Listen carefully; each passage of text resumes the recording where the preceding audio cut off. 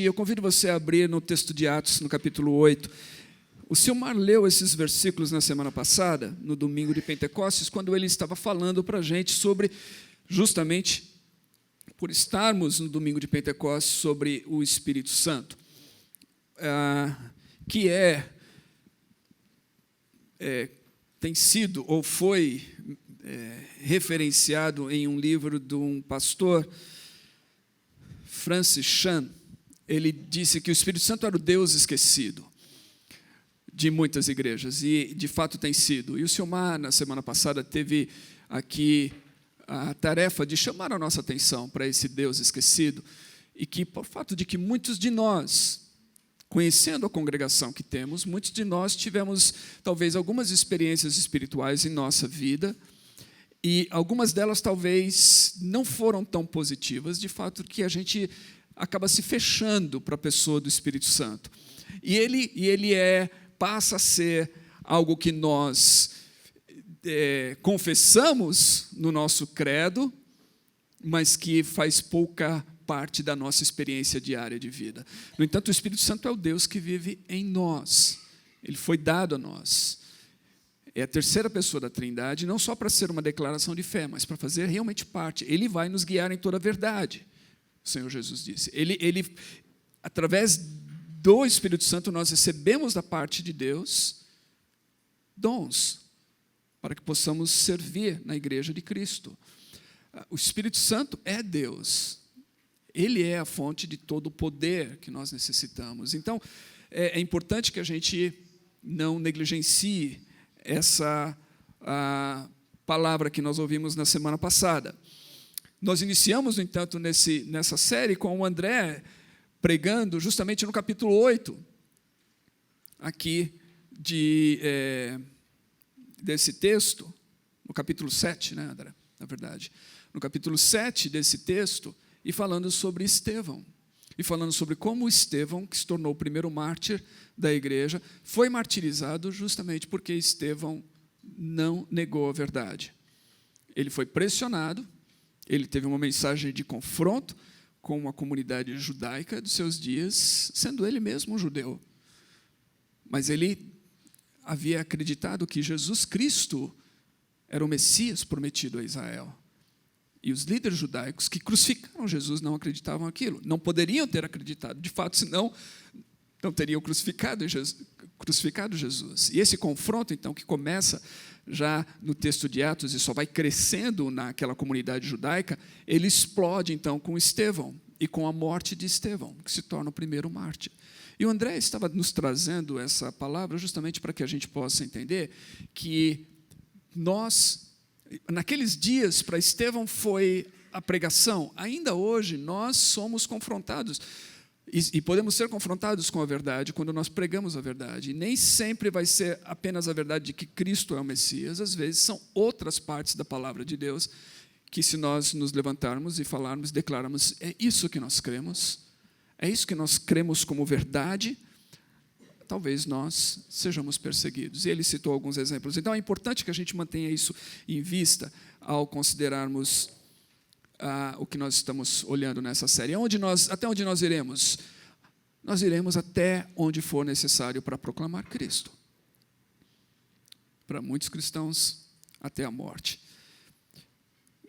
Em Atos 8, eu quero ler os primeiros 5 versículos. Eu vou ler da versão Almeida, século 21. Atos 8, versículo 1, começa dizendo assim: E Saulo aprovou a sua morte. No mesmo dia, levantou-se grande perseguição contra a igreja que estava em Jerusalém. Todos, exceto os apóstolos, foram dispersos pelas regiões da Judéia e Samaria. E alguns homens piedosos sepultaram Estevão e lamentaram muito por ele. Saulo, porém, assolava a igreja, entrando pelas casas, arrastava homens e mulheres e os colocava na prisão. No entanto, os que foram dispersos iam por toda parte anunciando a palavra. E descendo a cidade de Samaria, Filipe passou a pregar-lhes Cristo. Vamos orar mais uma vez. Senhor, esta é a tua palavra. e nós pedimos que o Senhor fale mais uma vez conosco. Assim como o Senhor já tem falado nessa manhã, pedimos que mais uma vez o Senhor fale e fale através da Tua palavra agora. Que possamos ouvi-la, que possamos reconhecer a Tua voz, que possamos acolhê-la em nosso coração e que haja em nós a disposição de responder a Tua voz. Em nome de Jesus. Amém. Depois de Jesus Cristo, a principal figura na história de cristianismo é o apóstolo Paulo. Depois de Jesus Cristo, você vai encontrar mais livros escritos sobre o apóstolo Paulo, cristãos, do que qualquer outra personagem na Bíblia, em toda a Bíblia. Ele é, certamente, a figura principal, a mais conhecida, talvez mais polêmica até, para muitos da história do cristianismo. Alguns diriam, inclusive, que não haveria, nós estamos falando de discussões acadêmicas, alguns diriam que não haveria cristianismo sem Paulo. Que Paulo foi aquele que fez dessa pregação de Jesus e daquilo que foi a manifestação de Jesus, a sua vida, morte. Paulo foi aquele que fez disso, alguns diriam, uma religião cristã. Então, Paulo se torna uma dessas personalidades, ou um dos personagens principais, a gente poderia dizer assim, na história do cristianismo. E é curioso que esse homem, tão importante para o cristianismo, que escreveu, ou teria escrito, mais da metade daquilo que a gente encontra como texto do Novo Testamento, aparece pela primeira vez com essas palavras aqui no versículo 1 do capítulo 8. E Saulo aprovou a sua morte. É assim que ele é introduzido, é assim que ele aparece na história. Ele aparece na história como alguém que aprova a morte de Estevão, e a palavra que ele aprovou a sua morte, ou ele consentiu, como é traduzido pela NVI, quer dizer, ou indica que, de certa maneira, Saulo era alguém que tinha uma autoridade ali para aquele grupo de pessoas que voltaram-se contra Estevão para apedrejá-lo. E é como se essas pessoas estivessem, ao serem movidas àquele ato brutal de apedrejar um ser humano. Pensa nisso, alguém morrer a pedradas. Ao serem movidas a esse ato, elas olharam para Saulo em busca de consentimento, em busca de aprovação. Podemos fazer isso? E diz que Saulo aprovou, que ele consentiu, que ele deu o ok. É isso. Podem fazer isso. E eles apedrejam, então, Estevão até a morte. É assim que ele aparece, é assim que esse personagem aparece. Ele vai aparecer mais adiante no versículo 3 como alguém que estava assolando a igreja, ou devastando a igreja, causando uma devassa na igreja, entrando pelas casas das pessoas que eram cristãs ou que haviam abraçado essa fé cristã, e estava arrastando homens e mulheres. Ele não deixava ninguém livre disso, homens e mulheres, e lançando-os à prisão. E possivelmente muitos deles morreram por causa das ações de Saulo. E a gente vai encontrá-lo novamente, então, no próximo capítulo, no capítulo 9, quando ele está indo para a cidade de Damasco, para fazer o mesmo, para prender cristãos, para lançar-lhes na cadeia. E diz o texto, no capítulo 9, versículos 3 a 5, que em sua viagem, quando se aproximava de Damasco, de repente brilhou ao seu redor uma luz vinda do céu.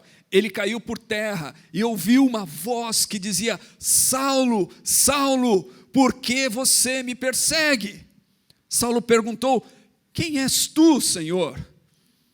Ele respondeu: eu sou Jesus, a quem você persegue.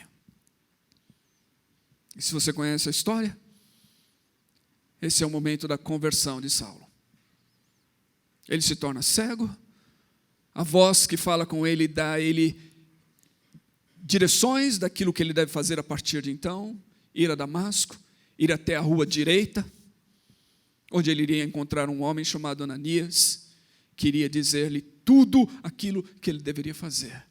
A partir desse momento, o maior inimigo da igreja se torna o seu maior missionário, embaixador. Quando a gente lê isso, quando eu leio isso, quando eu paro para pensar sobre isso, sobre essa história narrada por Lucas, eu quero sugerir que a primeira verdade que nós precisamos manter em vista quando nós nos deparamos com um quadro de perseguição da igreja, seja ele distante, seja um quadro que possa chegar até nós.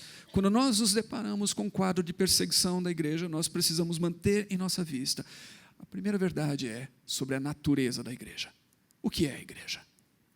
E a igreja, fica claro aqui, a igreja é o povo do soberano Deus. Saulo tinha autoridade, Saulo ameaçava, Saulo causava uma devassa nessa igreja, Saulo estava destruindo, aparentemente, a igreja. No entanto, acima de Saulo havia o Senhor da igreja. E quando ele se encontra com esse Senhor da igreja, no caminho de Damasco, ele cai do cavalo, simbolicamente. Ele cai do cavalo, de que ele não estava no controle das coisas. De que havia alguém, um Senhor soberano acima dele. E olha só o que o Senhor soberano diz para ele: Saulo, por que você está me perseguindo? Mas Saulo não estava perseguindo Jesus. Saulo estava perseguindo os cristãos. Mas naquele dia ele aprende algo que todos nós precisamos nos lembrar. Quem persegue os cristãos, persegue Jesus. Quem persegue a igreja de Deus, persegue Deus. Quem se volta contra a igreja, quem luta contra a igreja, luta contra aquele que é o Senhor da igreja. É importante que a gente se lembre que a igreja é povo do soberano Deus, que nós somos povo do soberano Deus, que não importa o que aconteça na história, Deus é o Senhor da história. E que aqueles que se voltam contra o povo de Deus, se voltam contra Deus. Lutar contra a igreja é lutar contra Jesus, meus irmãos. Por quê? Porque é bem claro que a igreja é o corpo de Cristo. Quando nós nos voltamos contra a igreja, nós nos voltamos contra Jesus.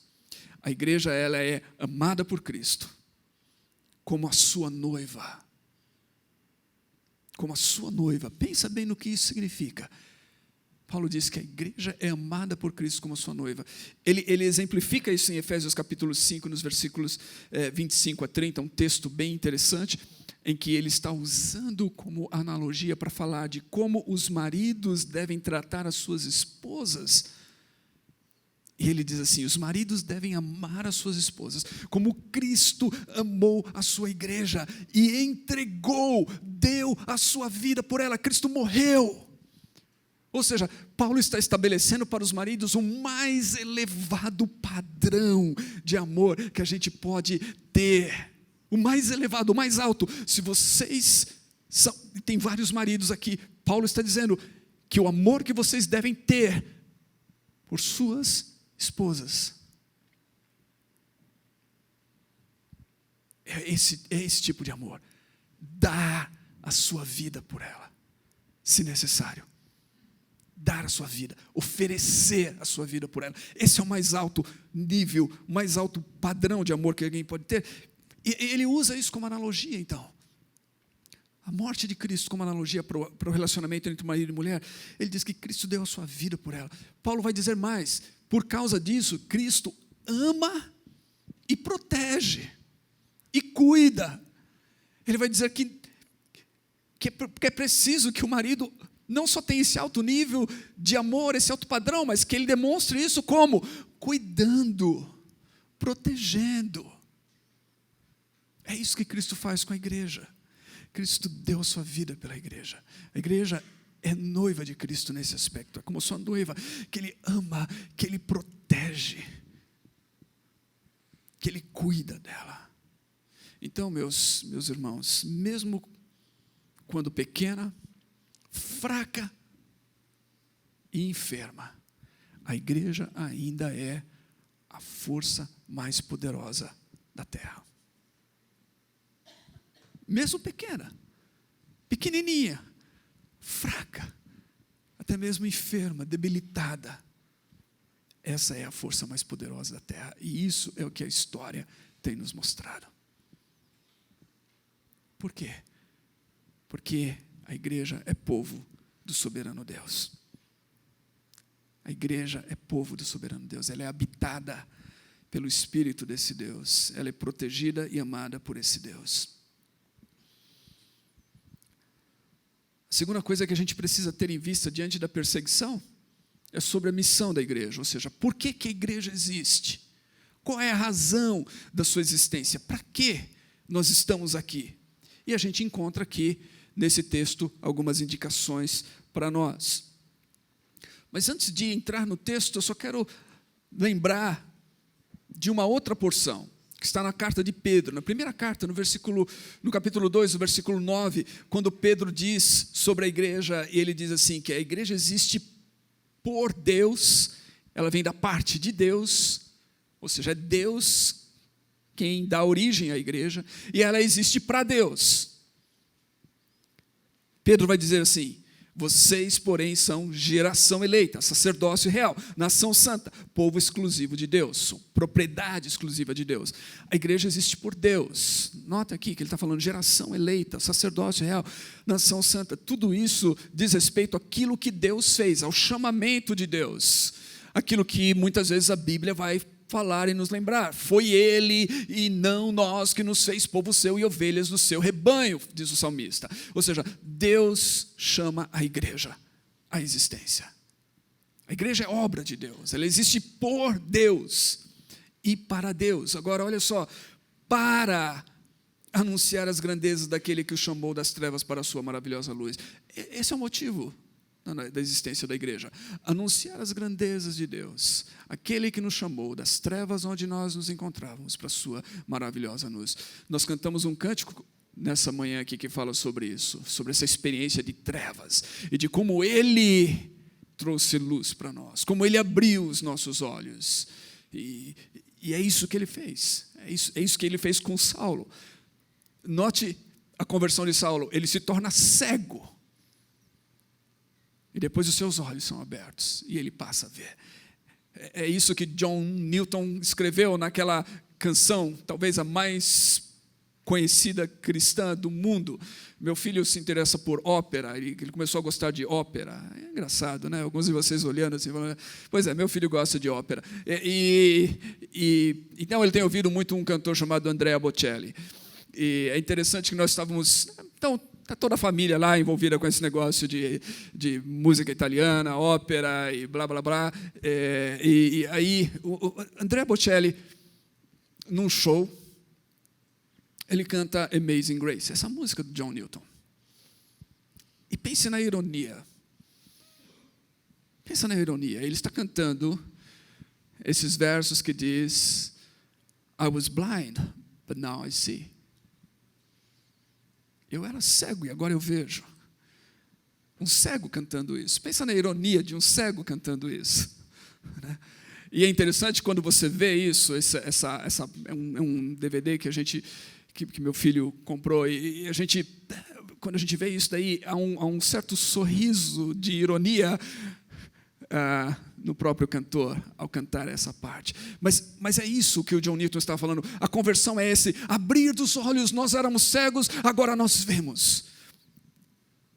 Então nós anunciamos as grandezas daquele que nos chamou das trevas para a sua maravilhosa luz. Ele nos chamou dessa cegueira, Ele abriu os nossos olhos, agora nós sabemos quem Ele é e nós sabemos quem nós somos por meio dEle. Essa é a razão da nossa existência como igreja, e é por isso que aqui no versículo 1, após dizer que Saulo consentia na morte de Estevão, diz assim que no mesmo dia levantou-se grande perseguição contra a igreja que estava em Jerusalém, e todos, exceto os apóstolos, foram dispersos pelas regiões da Judéia e Samaria. Começa uma grande perseguição, e todos, exceto os apóstolos, são dispersos. E eles são dispersos pela Judéia e Samaria. Quando a gente lê essa narrativa de Lucas, é impossível não pensar que, alguns capítulos antes, quando Jesus está com seus discípulos, antes de ser assunto aos céus, ele disse assim: vocês receberão poder ao descer sobre vós o Espírito Santo, e vocês serão minhas testemunhas, tanto em Jerusalém, como em toda a Judéia e Samaria, e até aos confins da terra.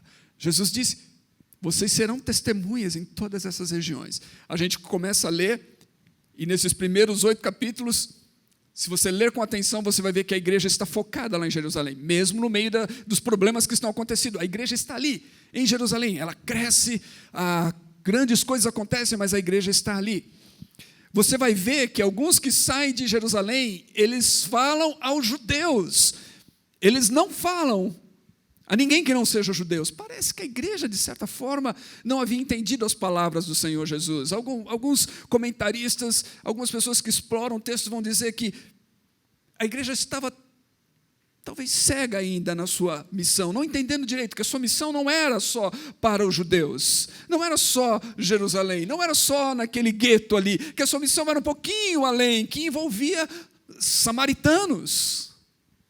Agora, samaritanos, a gente vai ver, samaritanos e judeus não se davam muito bem, mas envolvia samaritanos e envolvia gentios. Mais adiante a gente vai ver que Deus teve que fazer algo também, como abrir os olhos de Pedro, de certa forma, dar a Pedro uma visão e mostrar: Pedro, eu aceito esses gentios. Isso acontece mais adiante. Então, a igreja não estava entendendo isso, mas a missão da igreja era uma missão universal, para todos os povos. E como a igreja parece que não estava entendendo isso, Deus decide dar um empurrãozinho. Deixa eu tirar vocês aqui de Jerusalém, vocês não estão entendendo. E aí Deus permite, Ele é o Senhor soberano, Ele é o soberano Deus, Ele é o Senhor da história, e Deus permite então que essa perseguição que havia começado lá no capítulo 4 se torne tão grande em Jerusalém, que todos, Lucas diz, todos os cristãos da cidade têm que fugir, são dispersos por outras regiões da Judéia e de Samaria. E aí eles não têm outra coisa a fazer a não ser cumprir com o propósito para o qual Deus os enviou. Então a perseguição em Atos, ela serve ao propósito de mover o povo de Deus rumo à missão. A perseguição pode ser uma bênção disfarçada. Aquilo que a gente vê como perseguição pode ser uma bênção disfarçada. De fato, na história da igreja, tem sido visto assim. O sangue dos mártires está a semente da igreja. Um historiador diria da igreja primitiva. Quanto mais cristãos morriam, mais cristãos se levantavam no Império Romano. A perseguição, em muitos momentos, tem sido vista como um momento de purificação da igreja, onde a igreja é purificada, onde os cristãos verdadeiros, aqueles que realmente estão dispostos a ir até as últimas consequências, permanecem firmes. Aqueles que são meia boca, que não estão muito certos, no momento da perseguição, eles revelam quem eles são. Então, ela serve para purificar. E note que Jesus disse, a perseguição é uma bênção. Jesus disse no seu sermão mais conhecido, o Sermão do Monte, Mateus capítulo 5, ele diz assim: bem-aventurados, felizes, abençoados são os perseguidos por causa da justiça, porque deles é o reino do céu. Bem-aventurados sois quando vos insultarem, perseguirem e mentindo, disserem todo o mal contra vocês, por minha causa. Alegrai-vos e exultai, porque a vossa recompensa no céu é grande, porque assim perseguiram os profetas que foram antes de vocês. Ou seja, Jesus não nos enganou. Ele não enganou os seus discípulos, ele não enganou os seus apóstolos, ele já disse a eles que eles seriam perseguidos. Essa é uma porção. De fato, ele vai dizer em outras porções no seu ministério terreno, ele vai dizer assim: vocês vão ser odiados por todos por causa do meu nome. Mas bem-aventurado é aquele que perseverar até o fim. Nós estamos prontos para isso? Nós estamos prontos. Esses dias eu vi a notícia de uma pessoa aqui no Brasil, eu não li toda a notícia, eu só vi a chamada da pessoa dizendo assim que ela abandonou a igreja porque a igreja estava exigindo demais dela, uma personalidade. A igreja estava exigindo demais dela. Eu pensei, não, a igreja deve estar exigindo menos. Não entendeu? Porque o que Jesus exige é tudo. Você quer ser meu seguidor? Você quer ser meu discípulo? Então, o que é necessário para isso? Tudo. Custa tudo. Negue-se a si mesmo. Tome a sua cruz e siga-me. E olha, eu quero dizer para você, a sua vida não vai ser um mar de rosas. É possível que você seja odiado pelas pessoas. É possível que elas inventem histórias. É possível que você seja até preso. Mas bem-aventurados sois vós. Quando essas coisas acontecerem por minha causa, porque vai ser grande o galardão. Os discípulos entenderam isso. E aí eles começaram a experimentar isso, não demorou muito. A perseguição começa lá no capítulo 4 do texto de Atos, e ela vai se estendendo. No capítulo 5, depois deles serem perseguidos e de serem ameaçados, de terem sido presos e tudo mais, eles saem, no versículo 41, no capítulo 5, e diz assim, que eles saem do sinédrio, daquelas autoridades judaicas que estavam ameaçando eles, das mesmas autoridades, inclusive, que haviam crucificado Jesus. Eles sabiam do poder que essas autoridades tinham de fazer com que eles fossem mortos. Eles saem daquela situação e diz assim, eles saíram do sinédrio alegres. Eles não saem lá falando assim, Deus, o Senhor me abandonou, Deus, o Senhor não falou isso. Não, eles saem alegres por terem sido considerados dignos de serem humilhados por causa do nome. Essa é a nossa alegria. Quando alguém nos injuriar e mentir, e maltratar, e caluniar, e ofender, e fizer todas as coisas por causa do nome de Cristo, Jesus diz, alegrem-se, exultem, porque grande é o galardão de vocês nos céus. Os apóstolos entenderam isso. Pedro vai encorajar na sua carta os cristãos que estão passando por sofrimento e perseguição, na primeira carta de Pedro, no capítulo 4, versículos 12 a 16, olha só o que Pedro diz, ele vai falar assim, amados, não se surpreendam com o fogo que surge entre vocês para os provar, como se algo estranho lhes estivesse acontecendo. Não é estranho, Pedro vai dizer, mas alegrem-se à medida em que participam dos sofrimentos de Cristo, para que também a sua glória seja revelada, ou para que quando a sua glória for revelada, vocês exultem com grande alegria. Se vocês são insultados por causa do nome de Cristo, felizes são vocês, pois o Espírito da glória, o Espírito de Deus repousa sobre vocês. Olha o que ele está dizendo, que o Espírito de Deus, o Espírito da glória repousa sobre nós, quando nós somos insultados por causa de Cristo. Você foi insultado por causa de Cristo? Alguém fez alguma chacota com você por causa de Cristo? Alguém mentiu e tentou aprontar com você por causa de Cristo? Você é um bem-aventurado. Exulte. Felizes são, Pedro está dizendo. Ele diz assim, se algum de vocês sofre, que não seja como assassino, ladrão, criminoso, ou como quem se intromete em negócios alheios. Ou seja, o que Pedro está dizendo é o seguinte, se a igreja... A igreja de Deus em um determinado lugar está alugando uma propriedade, e aí ela deixa de pagar aluguel meses e meses e meses, e aí o dono daquele imóvel acaba movendo um processo contra essa igreja e acaba tirando a igreja daquele lugar para reaver o seu imóvel, porque a igreja não está pagando aluguel. Essa igreja não pode dizer assim, nós estamos sendo perseguidos por causa de Cristo. Essa igreja está envergonhando o nome de Cristo. Isso não é perseguição, é isso que Pedro está dizendo. Se vocês vão sofrer, que não seja como ladrão, o assassino, o criminoso, alguém que está fazendo alguma coisa errada. Não. Se você sofre como cristão, se você sofre por estar fazendo a coisa certa, por estar seguindo Cristo de maneira certa, ele diz assim, se você sofre como cristão, não se envergonhe, mas glorifique a Deus por meio desse nome. Porque os cristãos vão sofrer. Então, no meio do sofrimento, a igreja muitas vezes acaba sendo purificada, acaba voltando ao seu propósito, o motivo da sua existência, o porquê que ela está aqui. Foi isso que aconteceu com aquela igreja. No meio do sofrimento, eles são espalhados, e de repente fica claro para eles: espera aí, nós somos igreja de Deus, nós estamos aqui com um propósito. No versículo 4 diz assim: os que foram dispersos por toda parte anunciavam a palavra. Eles são dispersos, e aí eles param e acende a luz daquilo que Jesus havia dito para os apóstolos, e que possivelmente os apóstolos haviam transmitido a eles de maneira oral, não tinha nada escrito, e havia comunicado a esses novos discípulos de serem testemunhas da palavra, e eles então começam a anunciar a palavra. É literalmente traduzido aqui, ou melhor, é traduzido como anunciando a palavra, mas literalmente no grego deveria ser, a ideia que é, eles evangelizavam a palavra. Eles comunicavam boas novas. E que boas novas eram essas? A palavra que não estava escrita ainda, novamente, não tinha a Bíblia escrita, não tinha o Novo Testamento escrito. Mas era a palavra de maneira oral, a mensagem que eles haviam recebido dos apóstolos. Eles passam adiante essa mensagem. Eles comunicam essa mensagem.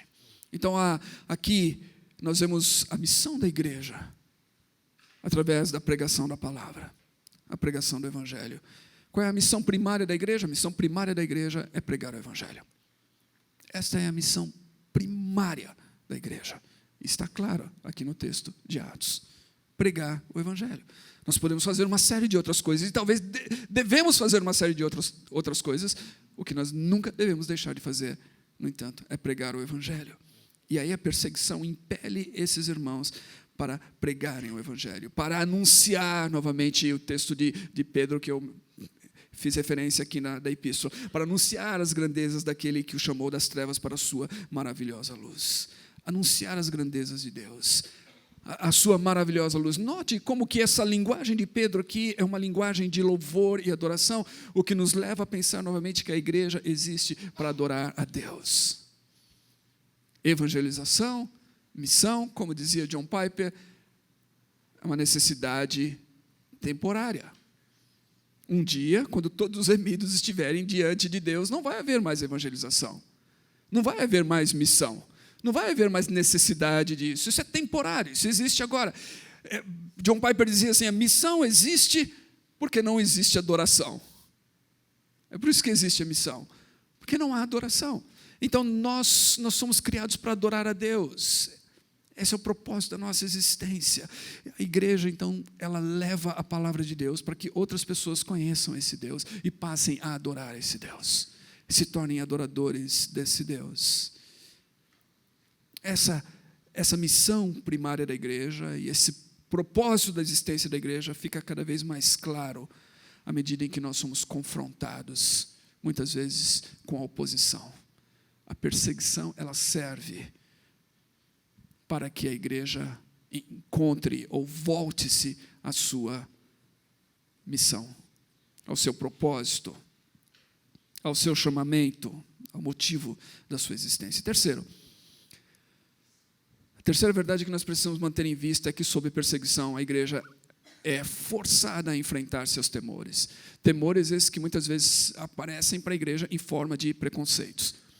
Aqui na igreja de Jerusalém, nessa primeira igreja, havia um preconceito muito claro. Um preconceito envolvendo dois grupos étnicos, judeus e samaritanos. Todos nós que estamos, se você estiver familiarizado com o Evangelho, você vai ver e você vai se lembrar que esses grupos não se davam muito bem. Eles não eram grupos onde havia uma amizade. Isso vinha de séculos antes. Eram séculos de inimizade que havia se desenvolvido, desde a época quando o reino do norte foi vencido, mais ou menos 6, 7 séculos antes de Cristo.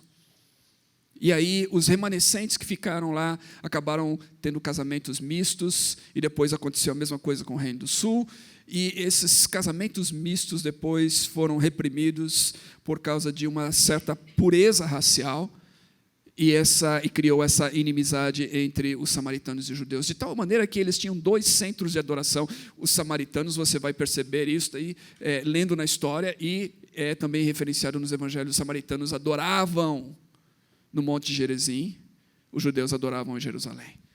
E a gente encontra isso naquele diálogo entre Jesus e a mulher samaritana, refletido lá no Evangelho de João. De fato, João é o único evangelista que menciona algum ministério de Jesus entre os samaritanos. Mas se a gente ler lá em Mateus, a gente vai ver que Mateus faz questão de colocar nas instruções que Jesus dá, quando ele envia os discípulos, que eles não preguem nas cidades dos samaritanos. E ele também menciona que Jesus e os seus discípulos foram proibidos de passar por Samaria, proibidos de entrar na cidade dos samaritanos. Ou seja, essa tensão racial era presente, a gente consegue percebê-la nos evangelhos, não só na história, mas nos evangelhos. Filipe, por exemplo, João e Tiago e Filipe, esses discípulos de Jesus, no Evangelho, eles chegam um momento em que eles falam assim: Jesus, o Senhor quer que venha fogo do céu e consuma esses samaritanos. Era esse tipo de amor e carinho que eles tinham pelos samaritanos. E aí o Senhor manda eles pregar para os samaritanos. E eles ficam evitando isso, até que a perseguição vem e eles são espalhados a Samaria. E esse texto, no versículo 5, diz que Filipe entra em Samaria e ele passa a pregar Cristo para os samaritanos. As barreiras são rompidas. O Evangelho nos força a romper barreiras e preconceitos. Ele nos força a lidar com algumas das barreiras, e muitas delas são étnicas, que nós possamos ter. Ele nos força a confrontar isso. É interessante isso. Que a igreja perseguida não pode se dar ao luxo de viver separada de outros cristãos por barreiras étnicas ou culturais, nem tampouco por pequenas divergências doutrinárias. Nós aqui temos uma miríade de denominações e de igrejas e tudo mais, e cada um vive seu mundinho. Onde há perseguição, os cristãos não podem se dar ao luxo disso. Onde há perseguição, você se une a todos os cristãos que estão ali, todos aqueles que invocam o nome de Cristo. Pequenas divergências desaparecem no momento da perseguição, porque nós nos agarramos a todos aqueles que estão junto conosco.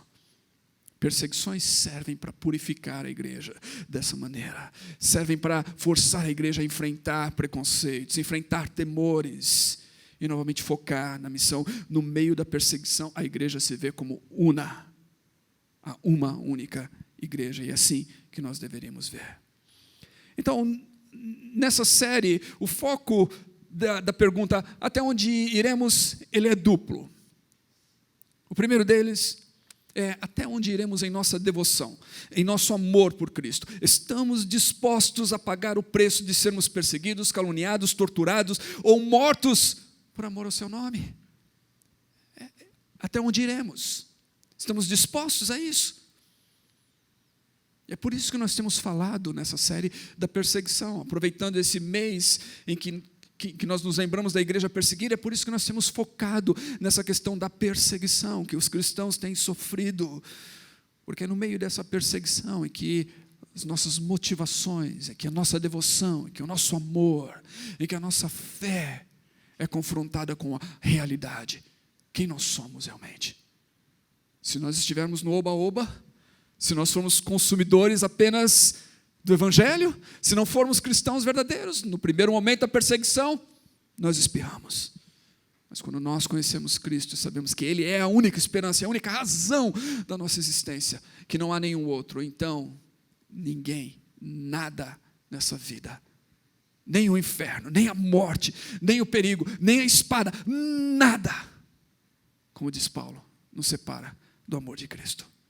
A segunda pergunta essa grande pergunta que nos guia até onde iremos, deve nos levar a pensar é: até onde iremos em nossa missão como igreja, no sentido da sua extensão?